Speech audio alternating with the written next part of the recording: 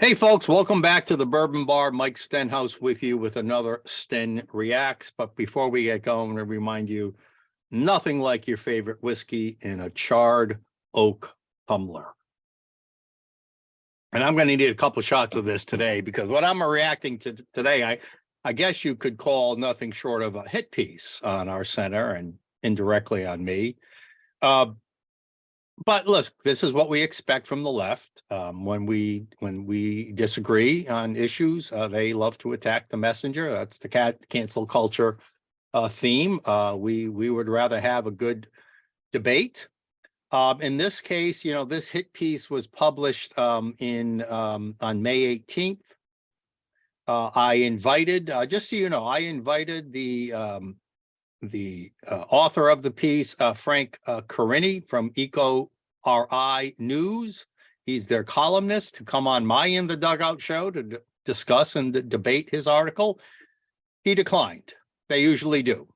They don't want to engage in debate. They just want to attack us. Now, and I also, but I was invited to write a response. And I said, well, I'd rather do a video response because that's what I do these days. I'm a video columnist, if you would.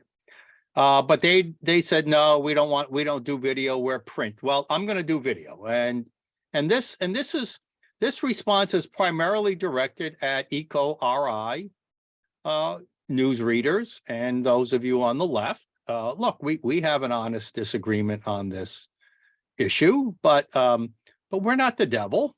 And Frank Carini was not right in the way he put forth and portrayed our center and myself. You know, in journalism, when you're going to do a piece like this, it's kind of it's good journalism, A, and it's also a courtesy, B, to contact the subject and add their views in rather than just a one-sided slam. Again, so look, I showed this to a lot of our staff and board members. They're outraged. They wanted me to be outraged back, but I'm not going to be outraged back. Look, here's the piece. Let me show it to you. Here it is right here. And you can see it's EcoRI News. Secretly funded climate obstruction keeps the fossil fuel fires burning. Cranston-based nonprofit peddles lies for filthy rich corporations. Okay, so that was the title. Look, I want you to think as we go through all this, and I'm going to go through, I'm going to show you the article right on the screen and respond to it almost point by point. It's a long article. This could take a while, but I don't care. You tell me who's the reasonable person, who's got the more adult and professional point of view, and who's just out over their skis, just throwing around accusations that they know nothing about. All right. I mean, I think we can all agree. I think you'll all agree with me. It's going to become quite obvious. So let's go through the article. And again, I don't know if Eco Rhode Island is ever going to post this on their website. Oh, the other reason I didn't send anything in print, they said, yeah, send it in print and we might do some slight editing to it. Look, I'm sorry. You're not going to be editing my views. Okay. That's just not going to happen. Right. It's not going to happen. So that's another reason I'm doing this video. And I don't expect any of you who are EcoRI fans to agree with me, but I want you to at least understand where we're coming from, right? That's my purpose here. All right, let's take a look at this. So the fossil fuel, the planet simultaneously burns and drowns. Show me, again, show me where. Yes, fossil fuels, I'll trust them. They made $4 trillion. Don't forget it's left-wing policies, Biden's policies that have driven up the price of gasoline. So if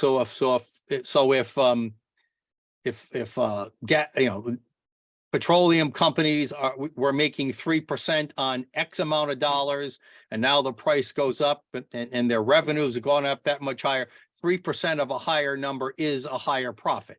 So they're still making the same profit margins. It's just that because left-wing policies because they've cut the supply effectively, excuse me, maybe I can't handle my bourbon anymore. So the revenues are up, therefore profits are up. All right, so they go back to us and they right away, look who's throwing around the invectives. Paid shills for the fossil fuel injuries and so proud of our affiliation, they hide it. We are paid to lie and misrepresents the fact, all to protect the filthy rich. I don't even know where to start with that. Let me tell you how it works when you're a nonprofit like us. We're a nonprofit. We put forth our mission. We often discuss, people know what our main policies are. We have 500 donors. We have a handful of major donors. We have a board. We don't have any corporations that support us. Excuse me. Every now and then we get a grant, but we haven't gotten a grant of any size. I'm talking about anything over $1,000. We haven't gotten a grant in so long. But even still, just because someone donates to us doesn't mean we're masters to them. We have our own philosophy. My staff, our board of directors, and me, largely me, we decide what topics we're going to cover, what topics we're going to research, what topics we're going to push back on. And if other groups or individuals or foundations want to support us in that effort, when we put a grant out, it's not saying, hey, hey, Donors Trust, what would you like us to sell our soul to you on today? So no, hey, we're about to engage in a campaign to raise awareness or educate the public or fight this legislation or support that legislation. Here's our grant application if you'd like to support us. But it went down the wrong pipe, obviously. So we're not paid to lie and misrepresent the facts. We're paid to do what our original mission statement is. Now, they put a line here. They claim that climate mitigation is a tax and a violation of the free market or unconstitutional overreach. It clearly is, right? We're clearly not in a free market. When the government tells you, when the government tells producers what they can produce or not produce, where they can drill or not drill, or dig or not dig, when they tell consumers what kind of cars you have to buy, whether or not we overtax certain fossil fuels to make them less desirable, it's clearly not a free market. They go in the article here, and I'll just leave the article up. They argue that climate change has been happening for millions of years. It's true. The burning of fossil fuels, we did have temperature rises late in the 20th century. They barely nudged at all since the turn of the century, since the year 2000. In fact, the biggest argument against this climate change, look, we understand this climate change, and we understand the burning fossil fuels might have played a role in that. We agree. We do not believe it's an existential threat. Name me one of the doomsday scenarios that's been predicted in the last 40 years that has come true or is about to come true. None of them. There's no existential threat. In fact, a little bit of warming we had the end of last century, actually, well, the end of last century actually has helped the world. A little warmer in a few more places means we can grow more crops and things like that. It means more trees can grow to put out oxygen into the air and to feed the population. They say here many devastating climate changes are already baked in and coming due. Notice they have never come due. They're always coming due.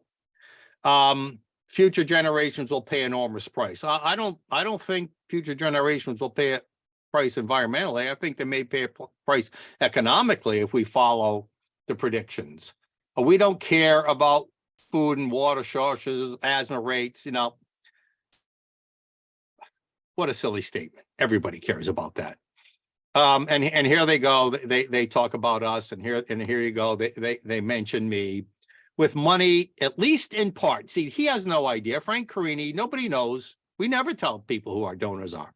At least in part with money from special interests. I can tell you 100% that's false. Now, we've put that out there before. We've put it on our website. We've said it publicly. The fact that Frank Carini and EcoRI News don't want to believe us, I don't know what more I can say. We are not going to disclose our donors. He talks about, we explain why we don't. The Supreme Court has said that 501c3s like us who aren't engaged in elections don't have to disclose donors. We don't have to dox our own donors so that radicals on the left can go after them. And it's happened before. You know, that Supreme Court case, I don't know if you know that, the Supreme Court case started with the NAACP. When it disclosed its donors, the white supremacists of the time attacked those donors. I don't know, they lynched anyone. I hope not. But they attacked them. When one of our donors became known, it was a good 7-8 years ago, the then head of the Democrat Party in the States viciously attacked this 80-year-old gentleman who's been known for his philanthropy for all kinds of causes. He's a Brown University Foundation, this wonderful foundation. They attacked him viciously because he was a supporter of our conservative movement. So why would we dox our own donors? Frank tries to make the point here, well, EcoRI puts out their donors. Well, fine, you can do what you want, because the right wing, we don't go after your donors. We believe in debate. We believe that there's two sides to every story. You don't. We put out our views, you attack us, and you want to attack our donors. I'm not saying Frank and EcoRI, but the left does. So why would we play that game? And when we do collect money, donations, I should say, and gifts voluntarily from these donors, we promise them privacy in their gifts. So I can't go back on that. I can't go back on that. Yes, we did receive money from this donors trust group. Oh, what happened here? What happened? What did I do here? I did something wrong here. Okay, here we go. Yes, we did receive money back in 2011 or so from this donors trust group. That was part of a startup when we started a think tank. The national association we're with is affiliated with conservative groups, donor groups that help think tanks like ours get off the ground. You know, when you have a couple of staff people and it's a full-time job, you need to pay salaries, you need office expenses, there's all kinds of things you need. So yes, over 2 or 3 years, we were very lucky to have some startup funds to help us get off the ground, but those funds have long been gone, right? They're long. We don't get those. Those were just training wheels to get us started. Now, I would note that unlike a lot of causes on the left, we never take taxpayer dollars. I mean, just think of all the organizations on the left that are funded through taxpayer dollars. I won't name them all, but it happens all the time. It's how I believe many organizations on the left are winning.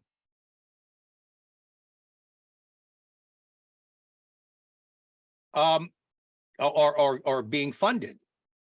So while we don't admit our donors, this was a public disclosure. Transparency is honesty. No, it's not. Transparency is for public campaigns, public officials.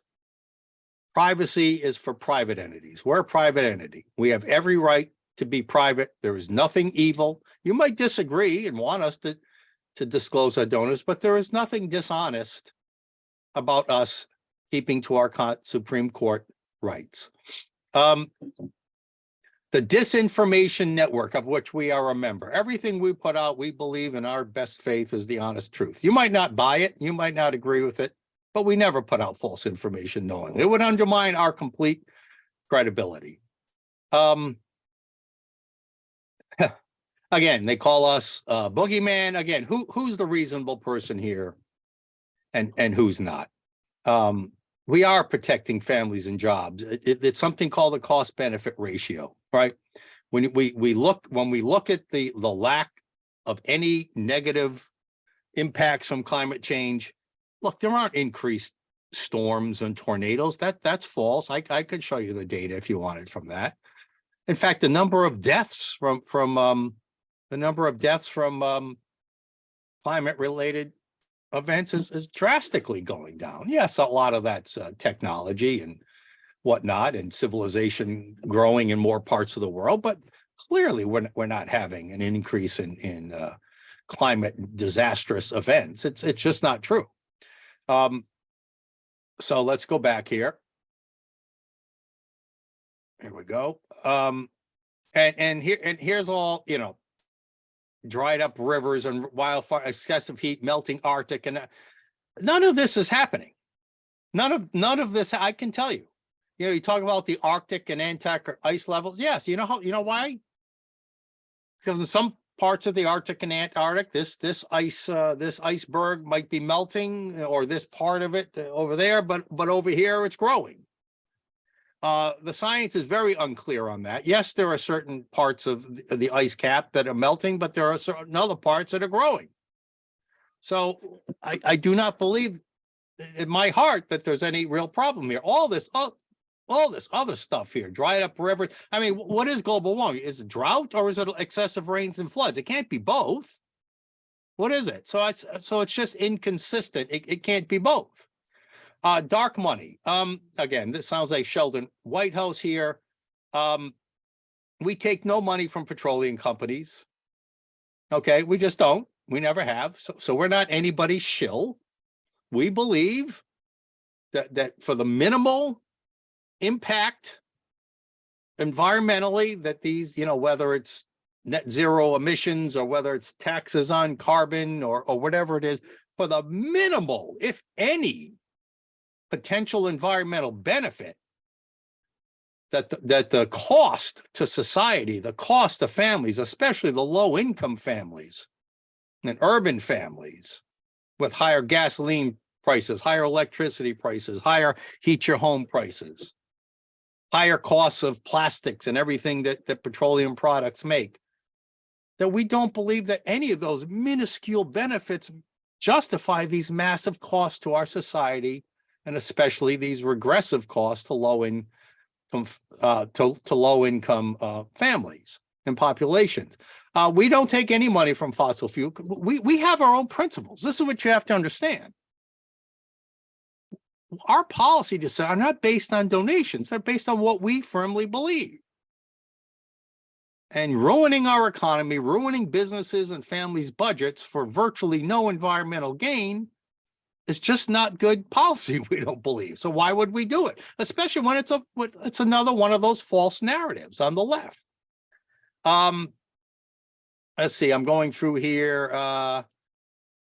Creating the appearance of scientific uncertainty. There is no scientific certainty on this. This 99% or whatever it was of scientists believe. No, they don't. 99% of scientists might believe that excessive carbon might cause an increase in global temperatures, but nobody believes that that's an existential. I'm not going to say nobody, but virtually very few of them believe it's an existential threat. So that is a misstatement that is constantly used out there. Like to portray ourselves the only ones keeping family. I don't know. I don't know why we're being attacked here by Frank Carini and EcoRI News. I don't know. I don't know what we did that caused them to write this massive article against us. I mean, look, many articles we see it. We've been cited as the evil bad guy devil all the time, just because we believe that the costs don't justify the policies. They put our mission up there. That's stated correctly. Undue hardship. That's what we're saying. Why should we create this hardship? Yes, that's what we believe. We believe that those high costs for virtually no benefit is an undue hardship. These high economic energy costs, lack of choices. Really, we're not going to be able to choose what kind of car we buy or what kind of stove we want to use in our house. That's undue hardship. They do quote us. They do quote us properly here. We do not believe that these soaring electricity prices are the fault of National Grid or Rhode Island Energy now. We believe it's left-wing policies. They have to buy higher cost green energy from wind and solar. By law, they have to. So they have to raise prices, because we all know that wind and solar, while becoming somewhat less expensive, are still much higher cost than traditional fossil fuel products. Rhode Island we have, we're doing well because we're using natural gas. In Rhode Island, much of our electricity is created by natural gas, but we're running low on it. We've talked about this often. The pipeline capacity into New England is not high enough. The wind and solar we have now, or even could have in the future, are nowhere near have enough capacity to fill that gap. If we have a serious heat wave to need air conditioning, or a serious cold wave to require heat, our grid almost shut down last Christmas. You might remember the cold snap we had before Christmas. If one whole section of the state didn't get blacked out, the rest of the state might have been browned out, because that's how close to the grid was reaching its capacity. We need increased natural gas. Now, let me talk about natural gas a little bit. Take a look at this from the New York Times. All right, and this is true. This happened last fall, I think, is this article. Let's see when it was. Last summer, July. Europe. Look, Europe is a lot more green than we are. They understood they were trying to go all green. They were not able to provide enough power for their people. Germany's starting to build more coal plants, believe it or not, because wind and solar aren't doing it. And they've agreed to say, well, you know what? Natural gas has a low enough carbon footprint. We're going to consider that green energy, so we can comply with our law. And it's abundant, it's low cost, and it has a very low carbon footprint. Not as low as wind or solar, of course, but it's very low and it's very acceptable. Now, fracking, is another way to get at natural gas. So yes, we believe natural gas is the way to go. And we're in all of the above. Let me state that. We're for all of the energy sources. Wind, solar, nuclear, natural gas, coal. We should have a mix. We should not be restricted against using any particular source. And we should not be mandated to use any particular source. We should have a free market. States, businesses should be free to choose what's in the best interest of the people, not what's in the best interest of advancing agenda. Because we have shown, and you've seen it too, all of these green energy policies with all the costs imposed have done nothing to reduce carbon emissions. Oh yeah, and I meant to say that earlier. Carbon emissions continue to go up since the year 2000, but temperatures have leveled. So this idea that carbon emissions is directly related to temperature is no longer true. They used to be going up until the year 2000. For about 25 years, they were parallel. Carbon emissions, temperatures going up slightly. But since 2000, that's leveled.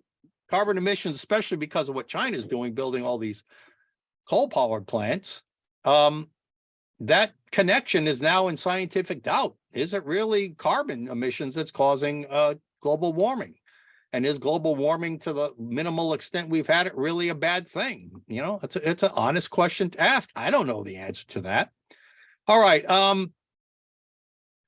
blah, blah, blah, blah. Could, all these terms. Could happen, might happen, but never has happened. Fracking, we just talked about that. U.S. wells. Again, there's no polluting of drinking water. That's false. That's false. That whole thing with drinking water catching on fire, that was false. So the fracking is very safe. A coalition of liars. Again, okay. I just told you, so apparently we preach misinformation. I've just showed you how virtually everything in this article is misinformation. So again, I ask you, who's providing the real information? Who's providing the reasoned argument? You might not agree, and who's not, okay? Let's see, blah, blah, blah, blah, blah, blah, blah, blah, blah. I don't know what he's talking about here. Just a lot of filler. Coal companies, Center for Free and Privacy lawsuit partner. The evocative, we don't have a lawsuit partner. We're not involved in a lawsuit. So again, I don't know what he's talking about here. The Law Clinic, Freedom of Information Act. Boy, I don't even know what all this is. This is just gobbledygook that I don't even know what it is. The organization just crediting opinion piece, the Providence Journal, Stenos blamed everyone but fossil fuel corporations for the rising cost of energy. Actually, no. Actually, in my op-ed piece in the Providence Journal last year, I talked about how major petroleum refineries are illegitimately in a monopoly kind of move, driving up the prices of processed fuel with ethanol in it. Ethanol fuel, we have ethanol requirements. So this is completely false. I did blame fossil fuel. Well, I blamed fossil fuel refineries. Is that a fossil fuel corporation? So this is completely wrong right here, all right? Because my piece in the Providence Journal did point out they have these things called tokens for ethanol conversion. It's very complicated, but many of these big refineries are unfairly in a monopolistic way raising the cost of ethanol-based gasoline. And of course, it goes beyond that. President Biden's policies from day one he took office, canceling the pipeline. Look, it's simple economics. You can be conservative or liberal, but you've got to agree the science of economics, right? It's supply and demand. If you cut the supply, as President Biden did when he canceled those pipelines, and when he won't allow permits, I don't care if there's leases or not, you still need a permit to drill, and you don't provide, that drops the supply, and that necessarily raises prices. This is an economic fact. This is how it works. You see this hat, Harvard? I got an economics degree from Harvard. I can at least tell you that with 100% certainty. If you dramatically cut supply, prices are going to rise, period. Okay, that's the way it works. That's science, all right? That's science. Okay, so I do think Biden's policies, oil companies are just doing what they do. They're fulfilling a need. People want gasoline for cars. People want natural gas to heat their homes. Some places need coal to generate electricity. These fossil fuel companies are just filling a demand. It's a need. We need energy to have a comfortable, prosperous society. We need abundant, low-cost energy. Of course, we don't want to pollute the planet. Of course, we don't want to, but there is no imminent threat. There is no threat. You know, free market policies like we've largely had, well, other than the socialist policies that have restricted energy production and raised costs artificially, still there's enough of a free market capitalism left where America has reduced its carbon footprint more than any other country, and we've done it largely without those mandates.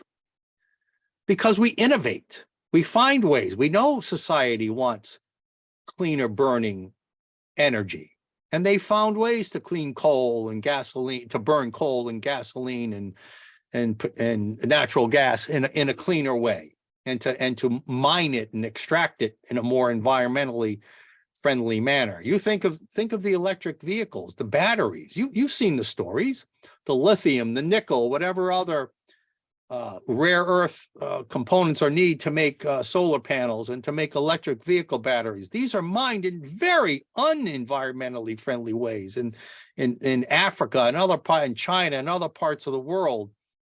And for every bit where it might be saving by somebody using an electric vehicle here, there's 10 times that going on with the polluting, and not to mention the civil rights violations of young women and young children being forced to work in these dirty, poisonous mines, not to mention the environmental impact there. So this idea that windmills and solar panels and electric vehicles are going to save the planet and from pollution and carbon is not true.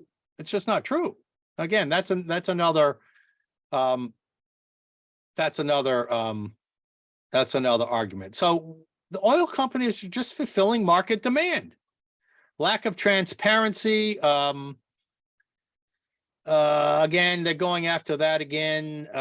We're not going to tell you about our donors. I don't care what anyone else does. We have a constitutional right. We're not going to put our donors at risk to the people on the left who will harass them or attack them. We're just not going to do that. I don't know why he mentions these other companies, just because we know as part of a larger coalition, companies like ALEC and whatever other group he mentions here, that doesn't mean anything. So what? I know the ALEC people very well. We've done a few events together, but their donors are not our donors. I don't know who their donors are. I don't care who their donors are. I care what their policies are. Yeah, here's that amount from Donors Trust. Yes, I told you that. We received for a couple of years, 2012 and 2013. Yeah, we're very fortunate to be able to bring in some grants to help us pay our staff in the early going while we're ramping up our own. You can't just have 2 or 3 staff members right away without raising money. And in this state, we have to do our own fundraising. It's hard in this state. There's not a lot of red donors in this state. So they helped us. They helped us get off the ground. It's not dark money. It's out there. It's 501c3 nonprofit money. Secretive funders. Again, it's not. There's nothing dishonest. There might be private, but secretive implies a dishonesty or something evil going on. There's none of that going on. Anonymous funding, none of that. Blah blah blah. Donors Trust, Soros. What no is this? I don't know what all this is. Don't believe the lackeys. What is this here? There's no waking up from this global nightmare. What's the nightmare? Again, tell me what the nightmare is. There's fear out there. I get that. They're stoking fear. I mean, it's unbelievable to me to think that parents don't have kids because they don't want them to get burned up or flooded. I mean, this is insane. This is insane. There is no nightmare. And we're not lackeys. We have the positions we've always held. Lies again. So who's the reasonable one here? Blah, blah, blah, supports scientific consensus on climate change. There is no scientific consensus the way they want you to think it is. Like the tobacco industry. Now, the tobacco industry flat out lied. They knew. And they hit it. Okay, they hit it. So I admit to that. But I don't believe the same thing is true with fossil fuels because it's not the same impact. There is no proof. All right, he goes after the fossil fuel industry. That has nothing to do with us. Research papers from fossil fuel, climate, blah, blah. The planet is warming faster at any time in human history, and that's not true. The planet isn't warming at all, basically, since 2000. So it was going up faster, and there have been periods in human history, just like we said, it's been going up and down for tens of thousands of years. Human activity, the burning of fossil is changing life on Earth, and yes, it is. Fossil fuels have improved the quality of life for billions of people across this globe, providing cool air in the summer, providing transportation, providing heat in the winter, providing energy to cook with and to do whatever else with. There is no question that human activity with fossil fuels has improved the quality of life over the last 100 years or more for billions of people. And nobody yet can tell us one instance of how the burning of fossil fuels has harmed somebody. It's all fear. It's all maybe or could happen or might happen or going to happen in 20, 30 years. I told you this was going to be a multi-sip day, and we're right at the end of the article. So the time to make significant changes now. Don't believe the lies. So I ask you in closing, who's providing them this information? Who's being dishonest about it? Who refuses to engage in honest debate? We've invited Eco Rhode Island to debate us on this. In essence, they've declined. I asked them to post this video. They initially declined. I'm hoping by the time you watch this, they've changed their mind and posted it. We're willing to stand up and defend our point of view. Frank Carini and EcoRI are not. They just want to throw stones, call names, make false accusations, make false assumptions, and fearmonger. It's really and this is the way it's gone. This is the way it went with the pandemic. It's the way it went with defunding the police for false reasons. I mean, there's so many false narratives out there that it's hard to keep track anymore. And this existential threat of climate change is one of the false narratives. And the larger one that we're most concerned about is that somehow these prescriptions, these mandates, these taxes, these limitations on what can be produced or what we as consumers can use, that is not a free society.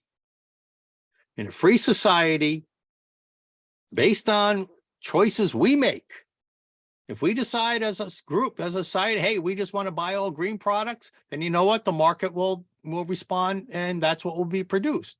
But if people still think that gasoline and natural gas are their energy policy of choice because it's abundant and affordable and not too dirty, then that's what we need to do. When wind farms and solar farms can produce more electricity, when we can learn how to store that electricity, and when we can bring the price of that electricity or fuel down, then more and more people demand it. But you can't force it on us. That's not a free society. So I thank you for watching today here on Sten Reacts at the Bourbon Bar. And if you go to oceanstatecurrent.com, right at the top, if you go to quick links, you'll see, or watch, I can't remember which one, but one of those, you'll see all my other Sten Reacts and this one. So thanks for tuning in today. For Sten Reacts and the Bourbon Bar, Mike Stenos out.